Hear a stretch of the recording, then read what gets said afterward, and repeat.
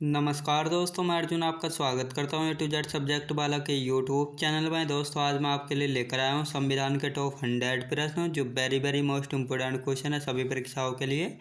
सभी परीक्षाओं में बार बार रिपीट के क्वेश्चन है, तो दोस्तों वीडियो को अंत तक जरूर देखना ताकि सभी क्वेश्चन आपको आसानी से याद हो जाएँ।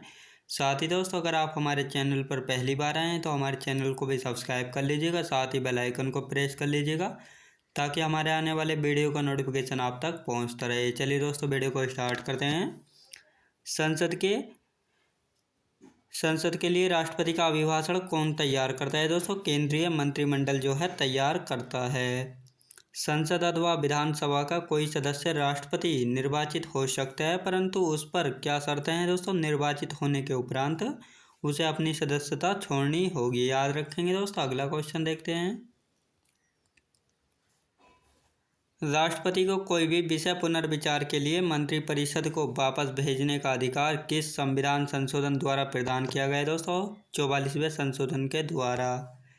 भारतीय संविधान के किस अनुच्छेद के अंतर्गत राष्ट्रपति संसद के दोनों सदनों द्वारा पारित किसी विधेयक पर अपनी स्वीकृति रोक सकते हैं? अनुच्छेद 111 के अंतर्गत। किस अनुच्छेद के अंतर्गत राष्ट्रपति कुछ आकस्मिकताओं में राज्यपाल के कार्यों के निर्वहन हेतु उपबंध कर सकता है? दोस्तों अनुच्छेद 160 में, याद रखेंगे दोस्तों। अगला क्वेश्चन देखते हैं। भारत के राष्ट्रपति ने किस एकमात्र मामले में जेबी वीटो शक्ति का प्रयोग किया था? भारत डाकघर विधेयक वर्ष 1986 में। किसी भौगोलिक क्षेत्र को अनुसूचित क्षेत्र घोषित करने का संवैधानिक अधिकार किसे प्राप्त है? राष्ट्रपति को प्राप्त होता है। वर्तमान में राष्ट्रपति का मासिक वेतन कितना है? तो 5 लाख है, याद रखेंगे दोस्तों 5 लाख। अगला क्वेश्चन देखते हैं। वह राष्ट्र का प्रतिनिधित्व करता है परंतु राष्ट्र का नेतृत्व नहीं करता, यह उक्ति किस पर लागू होती है? भारत के राष्ट्रपति पर लागू होती है। अगला क्वेश्चन देखते हैं। भारत के राष्ट्रपतियों में से कौन बिहार का राज्यपाल रह चुका है? डॉक्टर जाकिर हुसैन और श्री रामनाथ कोविंद। निर्विरोध रूप से चुने गए भारत के प्रथम राष्ट्रपति कौन थे? नीलम संजीव रेड्डी थे। भारत के राष्ट्रपतियों में से किनका संबंध ट्रेड यूनियन आंदोलन से रहा है? दोस्तों बरहा वेंकट गिरी का, याद रखेंगे दोस्तों बरहा वेंकट गिरी का। अगला क्वेश्चन देखते हैं। राष्ट्रपति का कार्यकाल कितना होता है? दोस्तों पद ग्रहण करने के दिन से लेकर 5 वर्षों तक होता है। भारत के किस राष्ट्रपति को मिसाइल मैन की संज्ञा दी जाती है? दोस्तों डॉक्टर APJ अब्दुल कलाम को जो है मिसाइल मैन की संज्ञा दी जाती है। भारत के मुख्य न्यायाधीशों में से किसने राष्ट्रपति के रूप में कार्य किया था? जस्टिस M हिदायतुल्लाह ने, याद रखेंगे दोस्तों। अगला क्वेश्चन देखते हैं। भारत के उपराष्ट्रपति को पद से हटाने या डिसमिस संबंधी प्रस्ताव संसद के किस सदन में लाया जा सकता है? केवल राज्यसभा में। राष्ट्रपति की मृत्यु, त्यागपत्र अथवा हटाए जाने की स्थिति में राष्ट्रपति का पदभार कौन सबसे पहले ग्रहण करेगा? दोस्तों उपराष्ट्रपति। राष्ट्रपति या उपराष्ट्रपति किसी के भी निर्वाचन में राज्य अथवा संसद के किस सदन के सदस्य भाग नहीं लेते हैं? दोस्तों राज्य विधान परिषद के सदस्य जो है भाग नहीं लेते हैं। अगला क्वेश्चन देखते हैं।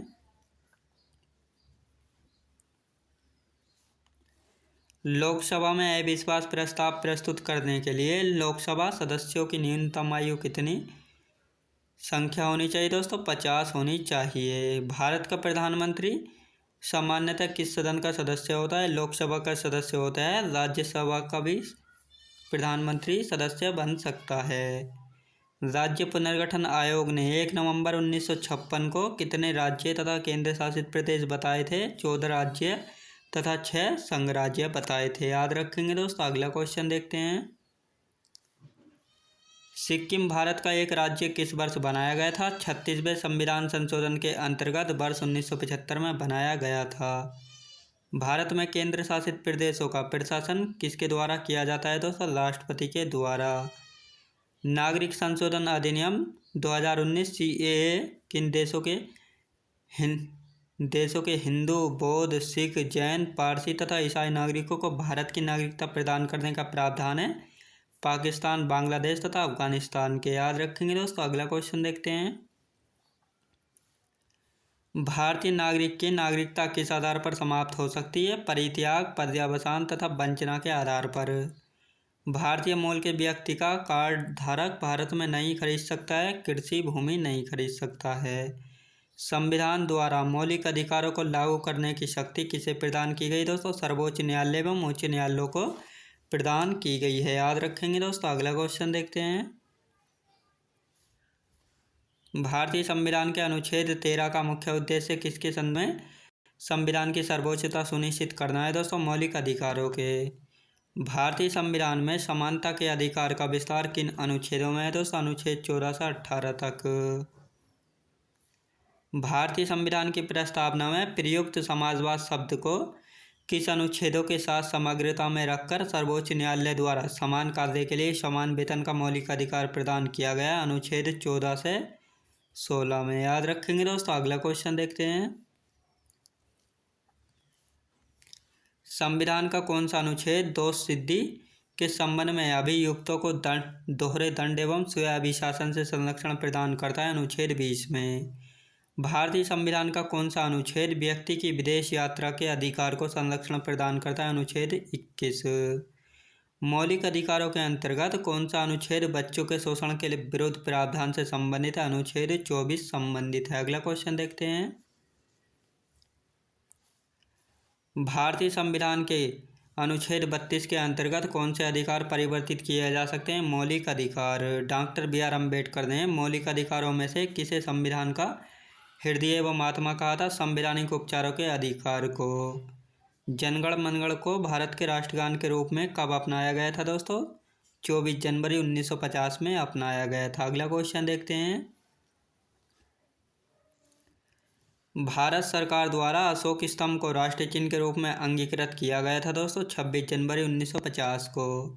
संविधान सभा की झंडा समिति के अध्यक्ष कौन थे? डॉक्टर राजेंद्र प्रसाद थे संविधान सभा की झंडा समिति के अध्यक्ष। संविधान सभा के कार्यों से संबंधित समिति के अध्यक्ष कौन थे? जी.बी. मावलंकर थे।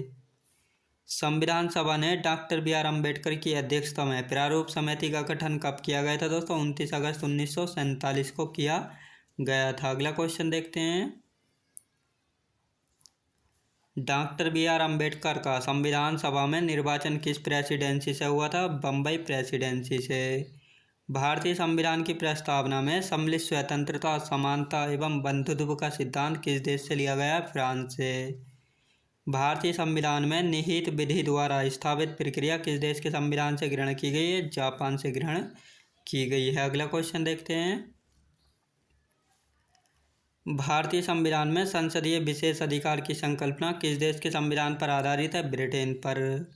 भारत के संविधान में सम्मिलित मूल अधिकार किस देश के संवैधानिक प्रावधानों से प्रेरित है? संयुक्त राज्य अमेरिका के संवैधानिक प्रावधानों से। भारतीय संविधान में 9वीं अनुसूची को किस संविधान संशोधन के माध्यम से जोड़ा गया था दोस्तों? प्रथम संविधान संशोधन 1951 के द्वारा जोड़ा गया था। याद रखेंगे दोस्तों। अगला क्वेश्चन देखते हैं। भारत के संविधान की किस अनुसूची में विभिन्न राज्यों में अनुसूचित क्षेत्रों के प्रशासन और नियंत्रण के लिए विशेष उपबंध है? 5वीं अनुसूची में। सरकारों द्वारा शुल्क एवं कर लगाने का अधिकार संविधान की किस अनुसूची में उल्लेखित है? 7वीं अनुसूची में।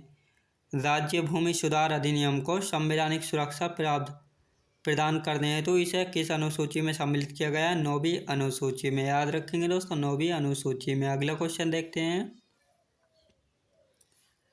अध्यक्षात्मक शासन प्रणाली का आधारभूत तत्व क्या है दोस्तों? एकल कार्यपालिका। भारतीय संविधान में किसके अंतर्गत पंचायती राज प्रणाली की व्यवस्था की गई? राज्य के नीति निर्देशक सिद्धांतों के अंतर्गत।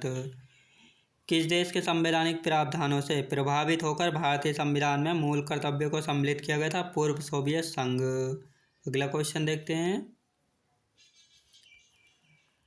संघ की कार्यपालिकीय शक्तियाँ किस अनुच्छेद के अंतर्गत राष्ट्रपति में निहित है? अनुच्छेद 53 में। राष्ट्रपति लोकसभा को कब भंग कर सकते हैं? केंद्रीय मंत्रिमंडल की अनुशंसा पर। यदि भारत के राष्ट्रपति का पद रिक्त हो जाए और कोई उपराष्ट्रपति भी न हो तब कार्यवाहक राष्ट्रपति कौन होगा? सर्वोच्च न्यायालय का मुख्य न्यायाधीश। याद रखेंगे दोस्तों। अगला क्वेश्चन देखते हैं। एक विधेयक जो संसद में प्रस्तुत किया जाता है वह किस प्रक्रिया के बाद अधिनियम बन जाता है? राष्ट्रपति के हस्ताक्षर के बाद। भारत के उपराष्ट्रपति के निर्वाचक मंडल में कौन कौन सम्मिलित है दोस्तों? संसद के दोनों सदनों के सभी निर्वाचित एवं मनोनीत सदस्य। संसद का सदस्य नहीं होने पर कोई व्यक्ति अधिकतम कितने माह तक केंद्रीय मंत्री रह सकता है दोस्तों? 6 माह तक। अगला क्वेश्चन देखते हैं।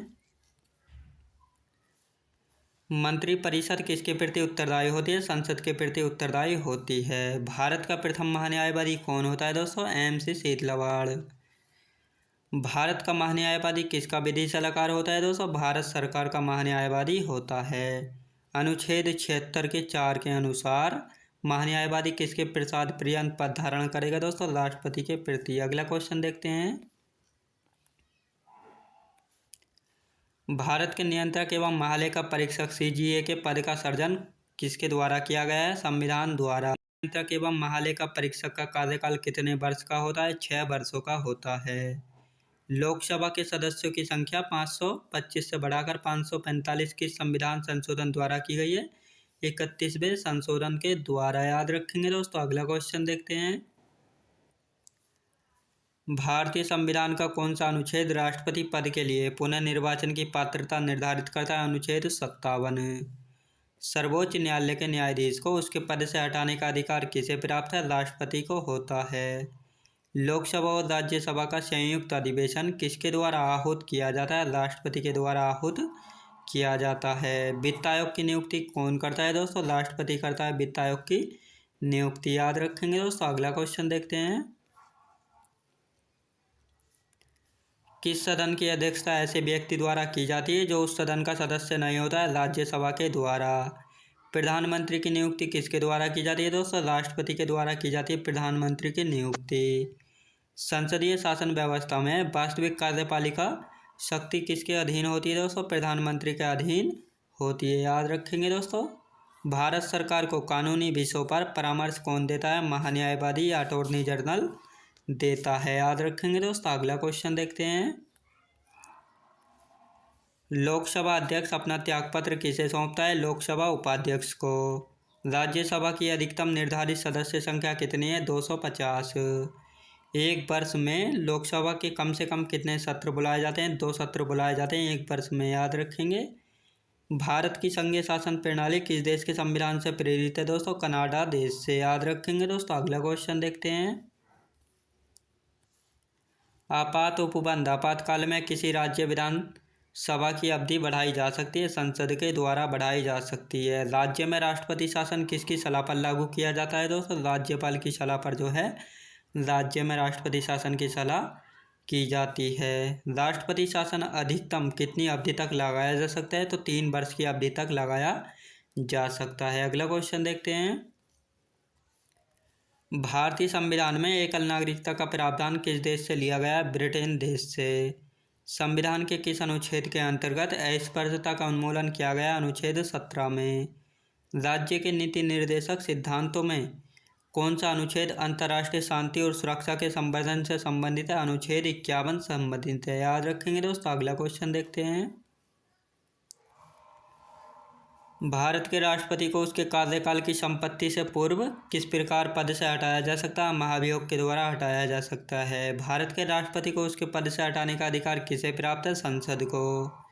अनुच्छेद 61 के अंतर्गत राष्ट्रपति पर महाभियोग संसद के किस सदन द्वारा प्रारंभ किया जा सकता है? संसद के किसी भी सदन के द्वारा प्रारंभ किया जा सकता है। राज्यसभा का सभापति कौन होता है दोस्तों? उपराष्ट्रपति होता है राज्यसभा का सभापति। याद रखेंगे दोस्तों। अगला क्वेश्चन देखते हैं। भारत का राष्ट्रपति अपना त्यागपत्र किसको संबोधित करके देता है? उपराष्ट्रपति को। केंद्र सरकार का प्रमुख कौन होता है? तो केंद्र सरकार का प्रमुख होता है प्रधानमंत्री। याद रखेंगे। भारत का प्रधानमंत्री बनने के लिए न्यूनतम आयु कितने वर्ष होनी चाहिए? तो 25 वर्ष की आयु होनी चाहिए भारत का प्रधानमंत्री बनने के लिए। संविधान के किस अनुच्छेद में मंत्रिमंडल शब्द का प्रयोग किया जाता है दोस्तों? अनुच्छेद 352 के 3 में। याद रखेंगे दोस्तों। अगला क्वेश्चन देखते हैं। भारत का सर्वोच्च विधि अधिकारी कौन होता है? भारत का महान्यायवादी होता है। संविधान के किस अनुच्छेद के अंतर्गत धन विधेयक को परिभाषित किया गया है अनुच्छेद 110 में। लोकसभा में सदस्यों की अधिकतम संख्या कितनी हो सकती है? 552 हो सकती है। राज्यसभा का सदस्य बनने के लिए न्यूनतम कितनी आयु है दोस्तों? 30 वर्ष की आयु होनी चाहिए, याद रखेंगे दोस्तों। अगला क्वेश्चन देखते हैं। भारत के मंत्रिपरिषद में अधिकतम सदस्य कहाँ से लिए जाते हैं? लोकसभा से। किस समिति का पदेन अध्यक्ष लोकसभा अध्यक्ष होता है दोस्तों? नियम समिति का, याद रखेंगे दोस्तों। अगला क्वेश्चन देखते हैं। लोकसभा के प्रथम उपाध्यक्ष कौन थे? अनंत शयनम अयंगर थे। निर्वाचन आयुक्त को परिच्युत करने का अधिकार किसको है दोस्तों? राष्ट्रपति को होता है। किसी राज्य के उच्च न्यायालय के न्यायाधीशों के वेतन एवं भत्ते का संबंध किससे होता है दोस्तों? संबंधित राज्य के लोक लेखा निधि से होता है।